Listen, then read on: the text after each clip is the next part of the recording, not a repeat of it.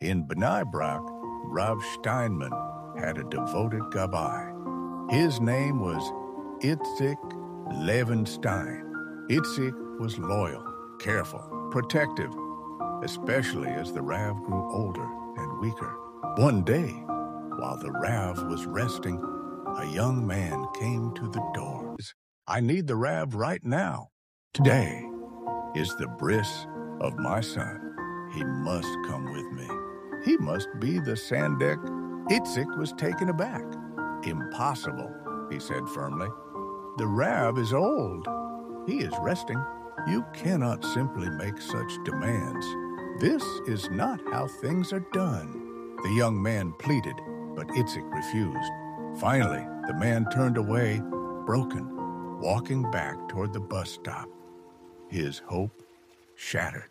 Inside, Rav Steinman had heard the ruckus. He asked quietly, "What happened? Who was here?" Itzik explained, "Rebbe, it was nothing. A man came with a ridiculous request. He wanted you to drop everything and be Sandek at his child's bris. I sent him away." The Rav sat up. His words were immediate.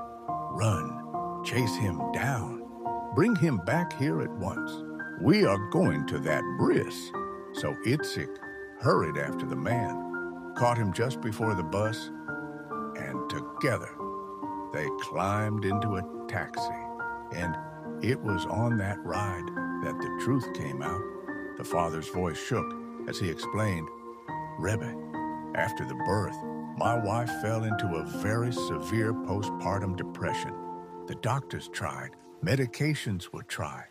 Nothing worked. She was drowning. She was in danger for herself and for our baby.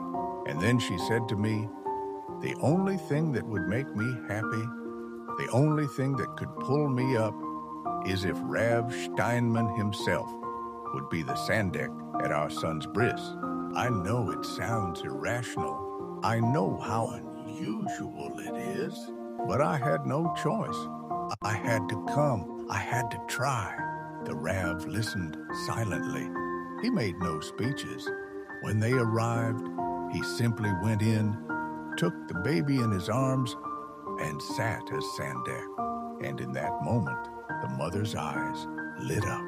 Her despair began to lift. Hope returned to a fragile home. Only after they came back, Rav Steinman turned to Itzik privately, and he said, "Itzik, remember this. When you see something that looks strange, irrational, chaotic, don't be so quick to dismiss it. Often, behind what looks absurd is hidden a pain too deep for words. And the more dysfunctional it seems, the more compassion it requires, not less." Lesson for us.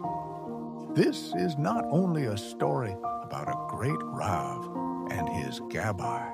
It is a light for us today because in our families, in our communities, we also see people whose behaviors seem erratic, so over the top, so hard to understand. We see anger, withdrawal, outbursts, addictions, and we are tempted to say, "This is nonsense, irrational, wrong." But too often, behind those behaviors lies unrecognized trauma, hidden suffering, and years of pain no one noticed. The lesson Rav Steinman gave to Itzik is the lesson we need now. The more irrational something looks, the more chaotic someone seems. The more we must pause, look deeper, and choose compassion. Because what appears most unreasonable may be the clearest cry for help, and sometimes our willingness to answer with mercy can be the difference between despair and life.